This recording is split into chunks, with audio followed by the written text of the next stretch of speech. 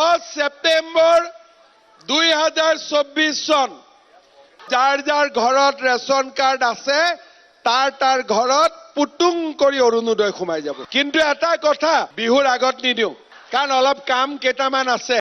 Hello everyone, welcome back to my YouTube channel. আপোনালোক সকলোকে মোৰ চেনেলৰ নতুন এটা ভিডিঅ'লৈ স্বাগতম জনাইছো।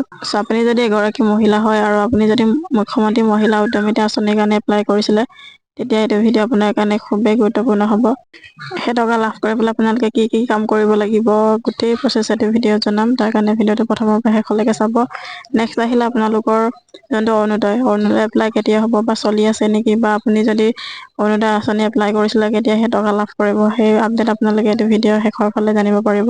আৰু নেক্সট আহিলে আপোনালোকৰ যদি ৰেচন কাৰ্ড আছে, ৰেচন কাৰ্ড থাকিলে আপোনালোকে বহুকেইটা সুবিধা পাব। কি কি সুবিধা পাব ভিডিঅ'টো শেষলৈ চালে গম পাব। চ' এতিয়া ভিডিঅ'টো আৰম্ভ কৰা হওক। চ' এতিয়া প্ৰথম আহিলে যোনটো মুখ্যমন্ত্ৰী মহিলা উদ্যমিতা আঁচনিৰ কথাটো, সেইটো বিষয়ে বহুতে সুধি আছে যে সেইটো যিহেতু লাখপতি বাইদেউ বুলি কৈছে, চ' লাখপতি বাইদেউ আঁচনিৰ সেই টকা 10,000 টকা আপোনালোকে কেতিয়া লাভ কৰিব, সেই টকা আপোনালোকে যোনটো 10 ছেপ্টেম্বৰ ভিতৰত লাভ কৰিব বুলি মুখ্যমন্ত্ৰী ডাঙৰীয়াই যিহেতু নিৰ্দিষ্ট ডেট দিছে বা তাৰিখ দিছে। চ' সেই তাৰিখে যদি আপোনালোকে পায় তেতিয়াহ'লে আপোনালোকৰ কাৰণে খুবেই এটা ভাল খবৰ।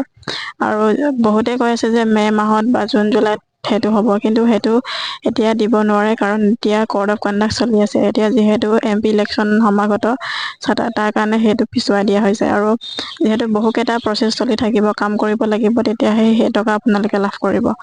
চ' সেইটো আছিলে প্ৰথম নিউজ বা প্ৰথম আপডেটটো। চ' নেক্সট আহিলে এতিয়া আকৌ আপোনালোকৰ অৰুণোদয় যিহেতু এতিয়া কোনো ধৰণৰ এপ্লাই চলি থকা নাই, কিন্তু বহুতে কৈ আছে যে এতিয়া অৰুণোদয় এপ্লাই চলি আছে নেকি, ফৰ্ম ক'ত পাম। এতিয়া যিহেতু অৰুণোদয় কোনো ধৰণৰ এপ্লাই চলি থকা নাই, আপোনালোকে সেইটো এপ্লাই নকৰিব কাৰণ সেইটো কোনো ধৰণৰ এপ্লাই নহয়, সেইটো ভুৱা নিউজ হয় বা ভুৱা সেইটো আপোনালোকক খবৰটো দি আছে বা কৰাই আছে। চ' আপোনালোকে সেই ভুলটো নকৰিব। চ' নেক্সট আহিলে আপোনালোকৰ যোনটো ৰেচন কাৰ্ড, সেই ৰেচন কাৰ্ড আপোনালোকে ৰেচন কাৰ্ড থাকিলে কি কি সুবিধা পাব।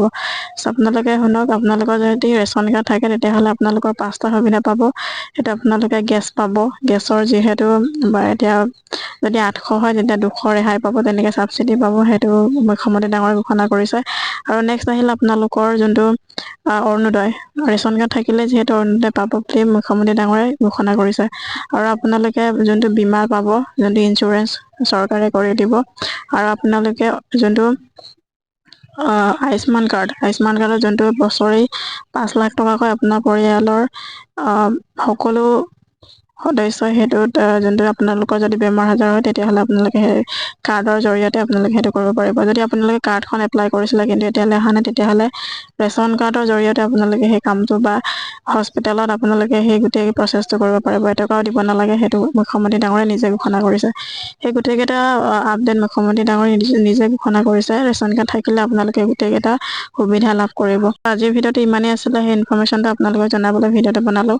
আৰু মুখ্যমন্ত্ৰী ডাঙৰীয়াই ভাষণত কৈছিলে, আৰু সেই ভাষণটো কি বুলি কৈছিলে এবাৰ শুনোৱা হওক।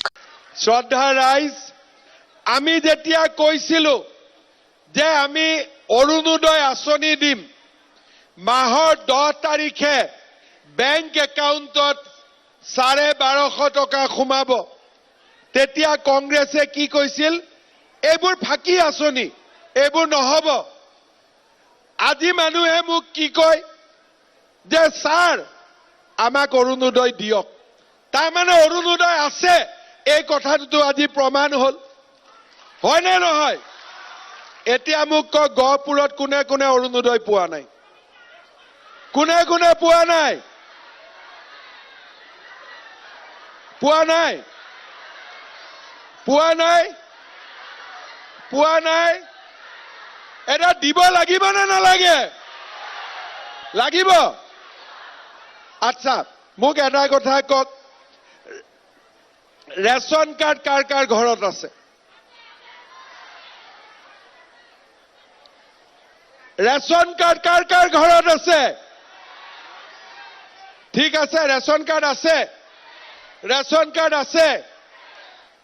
10 ছেপ্টেম্বৰ, ডেটটো লিখি ৰাখক, 10 ছেপ্টেম্বৰ 2024 চন গহপুৰত যাৰ যাৰ ঘৰত ৰেচন কাৰ্ড আছে তাৰ ঘৰত পুটুং কৰি অৰুণোদয় সোমাই যাব। হ'ব মোক কিবা ঘোষ টোচ দিব নে নাই কিবা দিব নে নাই মোক কিবা দিব নে নাই ভোটটোতো দিবই ভোটটোতো নৰেন্দ্ৰ মোদীক দিব মই যতে আহো তাতে মোক পিঠা বনা খুৱাই দিব হ'ব হ'ব লাখপতি বাইদেউ হবৰ কাৰ ইচ্ছা আছে কাৰ ইমান কমৰ ইচ্ছা আছে লাখপতি বাইদেউৰ ফৰ্ম কোনে ফিল আপ কৰিলে হাত ডাঙক বাপৰে চবে কৰিলে দেখোন চবে কৰিলে এতিয়া যিসকলে লাখপতি বাইদেউৰ ফৰ্ম ফিল আপ কৰিলে তেওঁলোকৰ একাউণ্টতো সোনকালে পুটুং কৰি 10,000 টকা সোমাই যাব হ'ব আচ্ছা টকাটো পোৱাৰ পিছত গিৰিয়েকক কোনে দিব হাত ডাঙক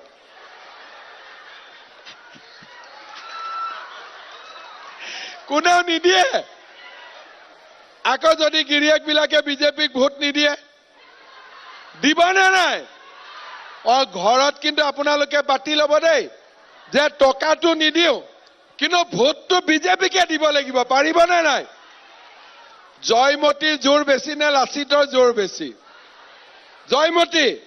জয়মতী ঠিক আছে এইবাৰ ইলেকশ্যনত জয়মতীৰ একাউণ্টত টকা সোমাব আৰু লাচিতে আমাক ভোট দিব হ'বনে নাই কিন্তু এটা কথা বিহুৰ আগত নিদিওঁ আগষ্টত দিম ফটো লৈ আছে নহয় আগষ্টত দিম ছেপ্টেম্বৰত দিম অৰুণোদয় আৰু আগষ্টত দিম লাখপতি বাইদেউ হ'ব কাৰণ অলপ কাম কেইটামান আছে কাৰ বাচ্চা কেইটা চাই থাকিব আছো